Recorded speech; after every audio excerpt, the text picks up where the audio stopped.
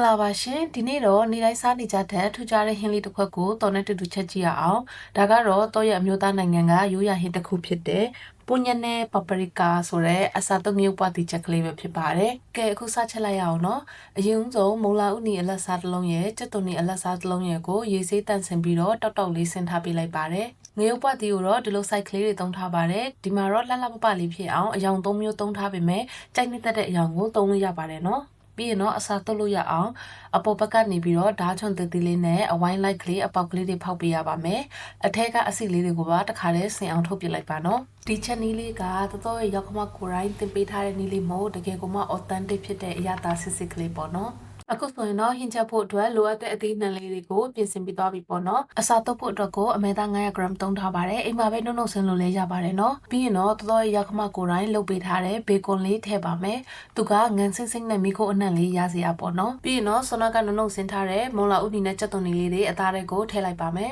ပြီးရင်တော့အိမ်မှာစားနေကြဆန်တစ်ခွက်ကိုရေဆေးပြီးတော့ထည့်လိုက်ပါမယ်နောက်ဆုံးမှာတော့ကြက်သွန်ဖြူလက်ဖက်စားစွန်းနဲ့တစ်စွန်းပြီးရင်ဒီပပရိကာပေါဒါလို့ခေါ်တဲ့အယောင်တင်မှုန့်လက်ဖက်စားစွန်းနဲ့2စွန်းထည့်လိုက်ပါမယ်သူကကြတော့အဆက်ရတာအထက်အယောင်နဲ့အနံ့အတွက်ထည့်တာဖြစ်ပါတယ်ရှင်အရသာအတွက်စားတစုံနဲ့ဟင်းခတ်မှုတ်တစုံကိုလည်းထည့်လိုက်ပါတယ်ပြီးရင်အနက်လေးပုံမှွေသွားအောင်ဒီ parsley အချောင်းမှုတ်ကလေးလည်းထည့်လိုက်ပါတယ်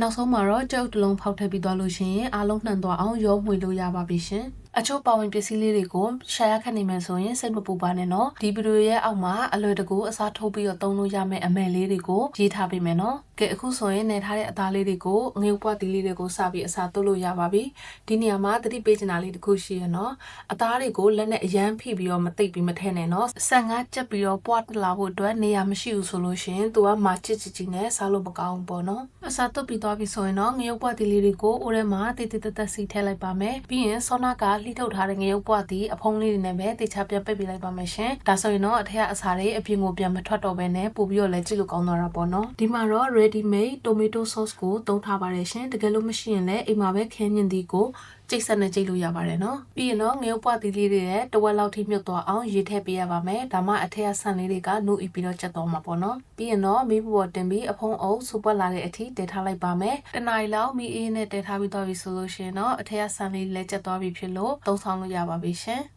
အဆုံးထိစီပြည့်အတွက်ကျေးဇူးများတင်ပါတယ် like and follow လေးလုပ်တော့ဖို့လည်းမမေ့ပါနဲ့ဦးနော်နောက်ဗီဒီယိုကျမှပြန်တွေ့ကြမယ်တတ်တာ